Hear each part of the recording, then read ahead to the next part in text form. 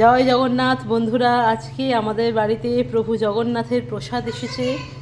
অনেক প্রকারের প্রসাদ। এখানে হলো পায়েস, এটা হলো ডাল, আর এটা কি আছে, চাটনি, আমের চাটনি। আর এটা হলো তোমার পঞ্চরত্ন কর্মা। এটা হলো মুগ ডালের সাথে ছোলা দিয়ে তরকারি। এখানে আছে পটল কোরমা, এখানে আছে পনির কোরমা, এখানে আছে মিক্স ভেজ। তো টোটাল 1 2 3 4 5 6 7 8 প্রকারের রয়েছে। এখানটায় রয়েছে, মা এখন খাচ্ছেন, প্রভু জগন্নাথের প্রসাদ সেবন করছেন।